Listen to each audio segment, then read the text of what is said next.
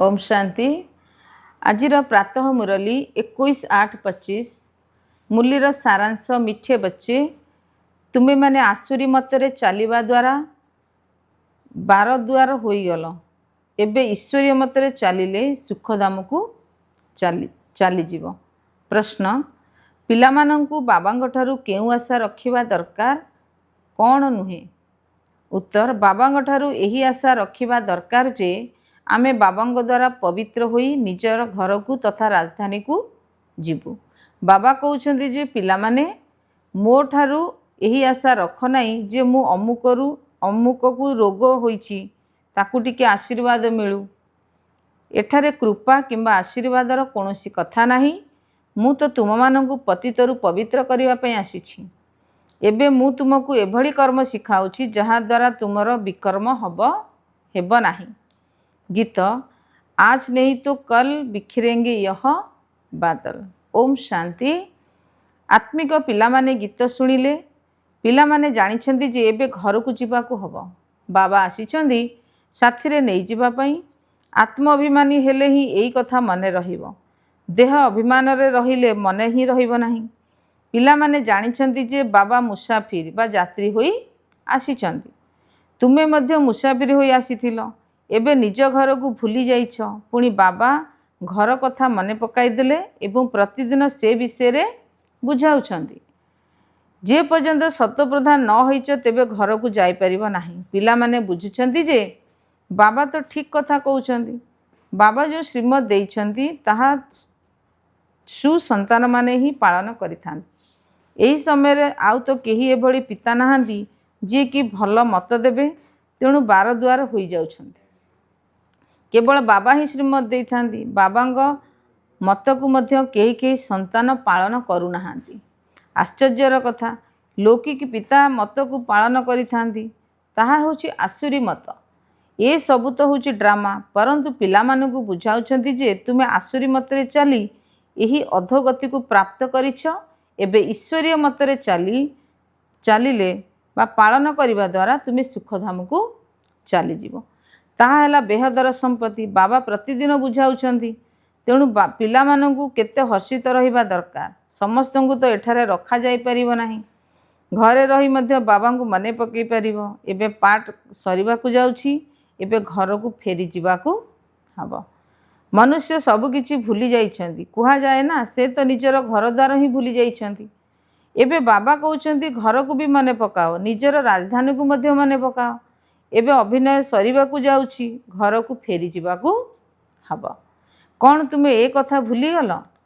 तुमे पिला माने कहि परिबो जे बाबा ड्रामा अनुसार आमर अभिनय ही एई भली, जहा द्वारा आमे घर द्वार को भूली एकदम भ्रमित होई जाउछु। भारतवासी ही निजर श्रेष्ठ धर्म कर्म को भूली दैवी धर्म भ्रष्ट दैवी कर्म भ्रष्ट होई जाइछन्ति। एबे बाबा सावधानी देइछन्ति, तुमर धर्म कर्म एपरि श्रेष्ठ थिला। सत्य जुगरे तुमे जो कर्म करुथिलो ताहा अकर्म हेउथिला।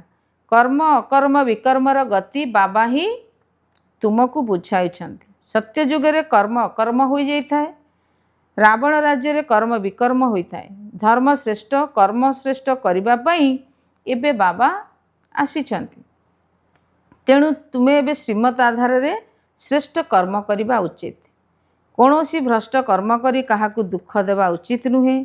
एही कर्म ईश्वरीय संतान मानकर नुहे। जो निर्देश मिलुची ताहा आधार रे परिचालित हेबा उचित। दैवी गुण धारण करिबा को हबो। भोजन मध्य शुद्ध ग्रहण कर। कोनोसी प्रकार असुविधा हेले तेबे राय पचारि पार। बाबा बुझुचन्ति जे चाकरी क्षेत्र रे केबे केबे केउठारे किछि खाइबाकू भी पड़ी थाए। तुमे जदि जोग बल द्वारा राजधानी स्थापन करि पारुछ, पतित दुनिया को पवित्र करि पारुछ, तेबे भोजन को शुद्ध करिबा कोन बड़ कथा? चाकरी तो करिबा को हबो। एभली नुहे जे बाबांकर होई गलो तो सब किछि छाड़ी एठारे आसी बसी जीवो। अनेक संतान माने अछंती, एते संख्या रे तो एठारे रही पारिबे नाही। समस्तंकु गृहस्थ मध्य रे रहिबाकू पड़िबो। यह बुझिबाकू पड़िबो जे मु एक आत्मा। बाबा आसीछन्ति मते पवित्र करी निज घर को नहीं जिवे, पुणी राजधानी को आसी जिवे।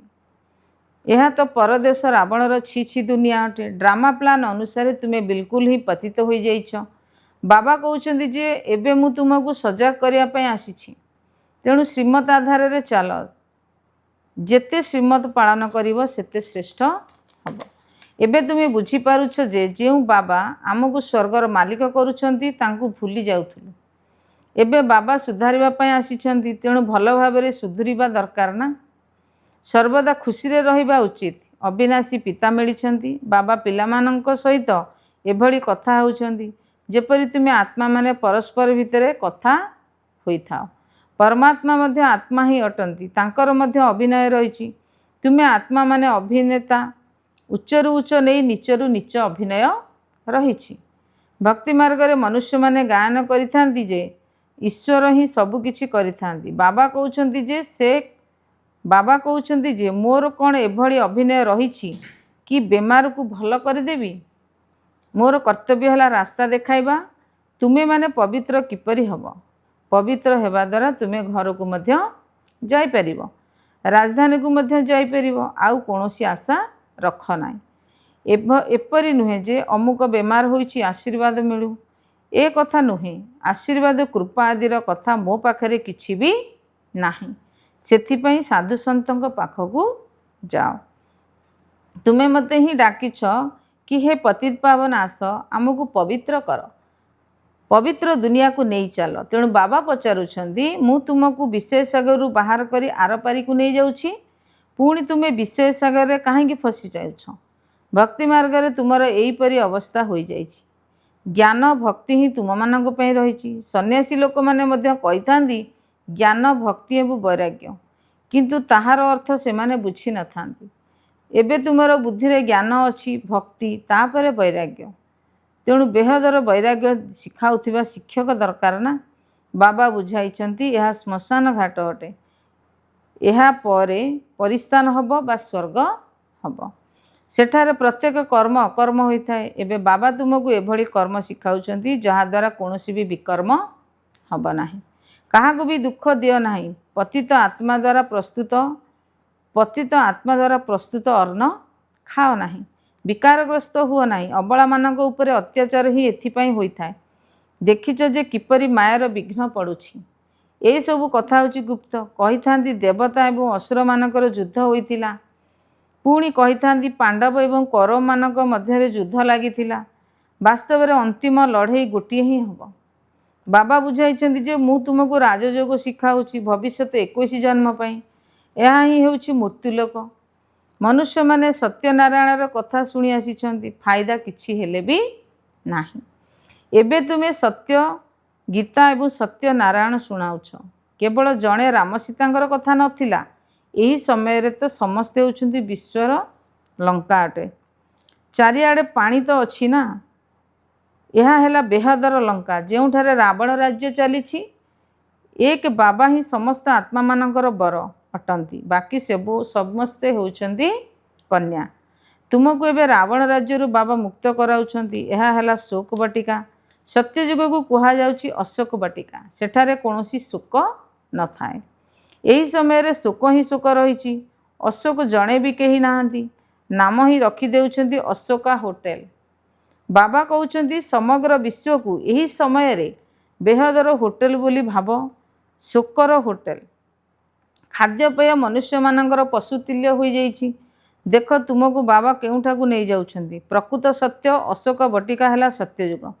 हद एवं बेहदर प्रभेद बाबा ही बताउछन्ति।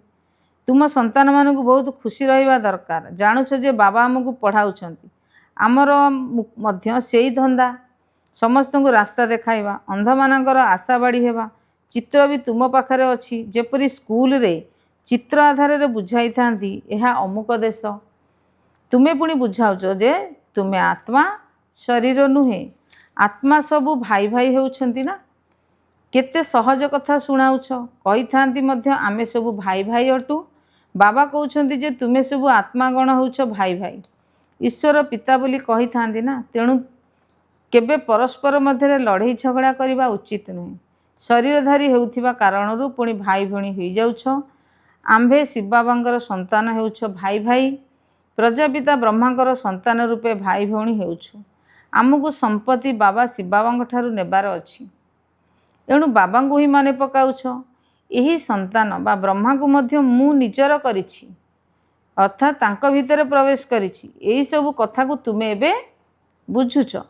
ବାବା କହୁଛନ୍ତି ଯେ ପିଲାମାନେ ଏବେ ନୂଆ ଦୈବୀ ପ୍ରବୃତ୍ତି ମାର୍ଗ ସ୍ଥାପନ ହେଉଛି। ତୁମେ ସବୁ ବ୍ରହ୍ମା ବଶ୍ଚ ଶିବ ବାବାଙ୍କର ମତରେ ଚାଲୁଛ, ବ୍ରହ୍ମା ବି ତାଙ୍କ ମତରେ ଚାଲୁଛନ୍ତି। ବାବା କହୁଛନ୍ତି ଯେ ନିଜକୁ ଆତ୍ମା ଭାବି ବାବାଙ୍କୁ ମନେ ପକାଅ, ଆଉ ସବୁ ସମ୍ବନ୍ଧକୁ ହାଲୁକା କରି ଚାଲ। 8 ଘଣ୍ଟା ବାବାଙ୍କୁ ମନେ ପକାଅ, ବାକି 16 ଘଣ୍ଟା ଆରାମ କିମ୍ବା ଧନ୍ଦା ଆଦି ଯାହା କରିବାର ଅଛି ତାହା କର। ମୁଁ ବାବାଙ୍କର ସନ୍ତାନ, ଏହା ଭୁଲ ନାହିଁ। ଏଭଳି ବି ନୁହେଁ ଏଠାକୁ ଆସି ହଷ୍ଟେଲ ବା ଛାତ୍ରାବାସରେ ରହିବାକୁ ହେବ। ତା ନୁହେଁ ଗୃହସ୍ଥ ବ୍ୟବହାରରେ ପିଲାମାନଙ୍କ ସାଥିରେ ରହିବାକୁ ହେବ। ସତେ ଯେ ରହିବା ପାଇଁ ବାବାଙ୍କ ପାଖକୁ ଆସୁଛ। ମଥୁରା ବୃନ୍ଦାବନକୁ ଯାଇଥାନ୍ତି ମଧୁବନର ସାକ୍ଷାତ କରିବା ପାଇଁ। ଛୋଟିଆ ମଡେଲ ରୂପରେ ତିଆରି କରି ରଖାଯାଇଛି। ଏବେ ତ ଏହି ବେହଦର କଥାକୁ ବୁଝିବାକୁ ପଡ଼ିବ। ଶିବ ବାବା ବ୍ରହ୍ମାଙ୍କ ଦ୍ୱାରା ନୂଆ ସୃଷ୍ଟି ରଚନା କରୁଛନ୍ତି। ଆମେ ପ୍ରଜାପିତା ବ୍ରହ୍ମାଙ୍କର ସନ୍ତାନ ବିକେ ଅଟୁ। ଜୀବନରେ ବିକାରର କଥା ରହିବା ଉଚିତ ନୁହେଁ। ସନ୍ନ୍ୟାସୀମାନଙ୍କର ଶିଷ୍ୟ ହୋଇଥାନ୍ତି। ଯଦି ସେ ସନ୍ନ୍ୟାସୀ ବସ୍ତ୍ର ଧାରଣ କରିଲେ ତେବେ ନାମ ପରିବର୍ତ୍ତନ ହୋଇଯାଏ। ଏଠାରେ ବି ତୁମେ ବାବାଙ୍କର ହୋଇଗଲ, ତେଣୁ ବାବା ତୁମର ନାମ ରଖିଥିଲେ ନା। ପ୍ରାରମ୍ଭରେ କେତେ ସଂଖ୍ୟାରେ ଭଟ୍ଟିରେ ରହିଥିଲେ, ଏହି ଭଟ୍ଟି କଥା କାହାକୁ ଜଣା ନାହିଁ। ଶାସ୍ତ୍ରରେ ତ କ'ଣ କ'ଣ କଥା ସବୁ ଲେଖିଦେଇଛନ୍ତି। ଏଭଳି ପୁଣି ହେବ। ଏବେ ତୁମ ବୁଦ୍ଧିରେ ସୃଷ୍ଟିର ଚକ୍ର ଘୁରୁଛି।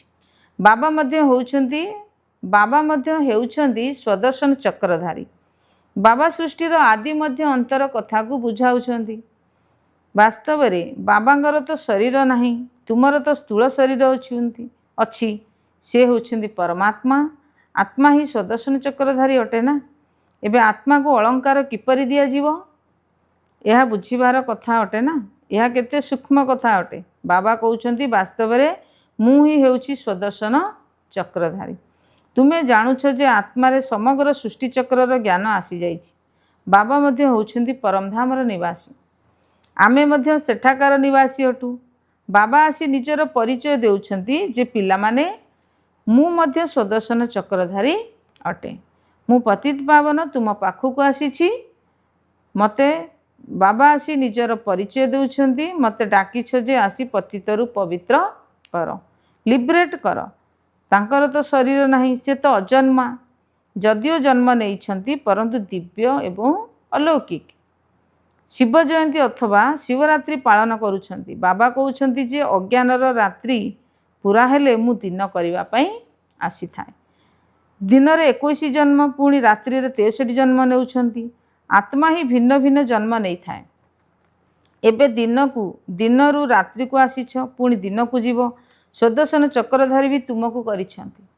ଏହି ସମୟରେ ମୋର ପାର୍ଟ ରହିଛି, ତୁମକୁ ବି ସ୍ୱଦର୍ଶନ ଚକ୍ରଧାରୀ କରୁଛି। ତୁମେ ପୁଣି ଅନ୍ୟମାନଙ୍କୁ ସ୍ୱଦର୍ଶନ ଚକ୍ରଧାରୀ କରାଅ। 84 ଜନ୍ମ କିପରି ନେଇଛ, ସେହି 84 ଜନ୍ମର ଚକ୍ର ତ ବୁଝିଗଲ। ପୂର୍ବରୁ ତୁମର କ'ଣ ଏହି ଜ୍ଞାନ ଥିଲା? ବିଲକୁଲ ନୁହେଁ, ଅଜ୍ଞାନୀ ଥିଲ। ବାବା ମୂଳ କଥା ବୁଝାଉଛନ୍ତି ଯେ ବାବା ହେଉଛନ୍ତି ସ୍ୱଦର୍ଶନ ଚକ୍ରଧାରୀ। ତାଙ୍କୁ ଜ୍ଞାନର ସାଗର କୁହାଯାଉଛି। ସେ ହେଉଛନ୍ତି ସତ୍ୟ ଚୈତନ୍ୟ।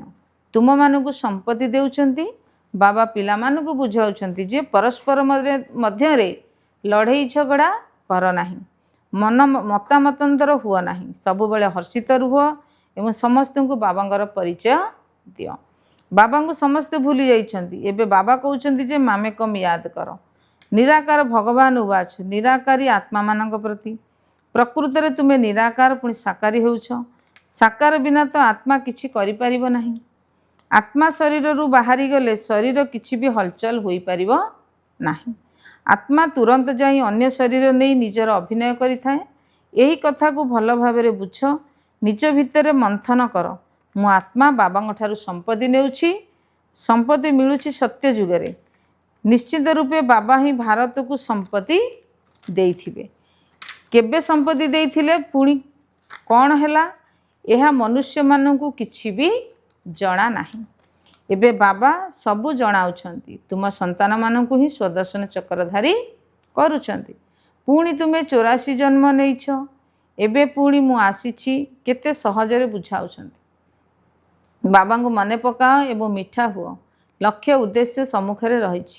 बाबा वकिलंकर वकिल अटंती, सबू झगड़ारू मुक्त कर देउछन। तुम्हें संतान मानू बहुत आंतरिक खुशी रहिबा दरकार, कारण आमे बाबांकर संतान होउछि एवं बाबा आमको पोष्यपुत्र करिसेंती संपत्ति नेबा पई। एठाकू तुम्हें आसीछ संपत्ति नेबा पई। बाबा कहउछंती जे संतान संतति आदि को देखुतले मध्य बुद्धि बाबा एवं राजधानी आड़ को रहू। पाठ पढ़ा केते सहज अटे। बाबा जी कि तुमको विश्वर मालिक करुछंती तांको तुम्हें भूली जाओ। प्रथमे निश्चिंत निजको आत्मा बोली भाव। यही ज्ञान बाबा संगम जुगे ही दे था, कहीं संगम जुगे ही तुमको पतितरु पवित्र होगाकू पड़िबो। अच्छा, धारणा पाई मुख्य सारांश। 1 नंबर, श्रीमत आधार रे एबे प्रत्येक कर्म को श्रेष्ठ करने को हबो। काहाकू भी दुख देबार नहीं। दैवी गुण धारण करने को हबो। बाबांकर निर्देश अनुसार ही चलने को पड़िबो। 2 नंबर, सर्वदा हर्षित रहिबा स्वदर्शन चक्रधारी होगाकू पड़िबो। केबे भी लुण पानी हेबार अर्थात मतभेदर आसीबार नहीं। समस्त को बाबांकर परिचय देबाकू हबो। बहुत बहुत मिठा हेबाकू पड़िबो। वरदान, सम्मान मागिबा परिवर्ते समस्त को सम्मान देउथिबा निष्काम योगी भव। विस्तार, तुमको कहीं सम्मान देऊ बा न देऊ, मानू बा न मानू, किंतु तुम्हें ताकू मिठा भाई मिठा भौणी मन करी सर्वदा निजे समान रही निजर स्नेही दृष्टि द्वारा स्नेहपूर्ण मनोवृत्ति द्वारा आत्मिक सम्मान दे चलो। से जदि मते सम्मान दब तेबे मु देवी। यह मध्य राजकीय भिकारी पणिया अटे। एथिरे निष्काम योगी हुआ। आत्मिक स्नेहर वर्षा करी शत्रु को मध्य मित्र कर दियो। तुम सामना को जदि कहीं पत्थर मध्य पकाउछि तेबे भी तुम्हें ताकू रत्न दियो, कहीं तुम्हें होछ रत्नाकर पितांकर संतान। स्लोगान, विश्वर नवनिर्माण करने पई 2टी शब्द को मन रख, निमित्त एवं निर्माण अर्थात निरहंकारी। अव्यक्त इशारे जदि सहज योगी होगाकू चाहूच तेबे परमात्मा स्नेहर अनुभवी हुआ। सेवारे सफलता प्राप्त करिवार मुख्य साधन है त्याग एवं तपस्या। यही बड़ी त्यागी एवं तपस्वी अर्थात सर्वदा बाबांकर लगन रे लवलीन रहउथिबा, प्रेमर सागर रे समाहित होई रहउथिबा, ज्ञानर आनंदर सुखर शांतिर सागर रे समाहित होई रहउथिबा आत्मा को ही कुहाजिबा तपस्वी। यही बड़ी त्याग तपस्या वाला पिला माने ही सच्चा सेवाधारी अटंती। ओम शांति।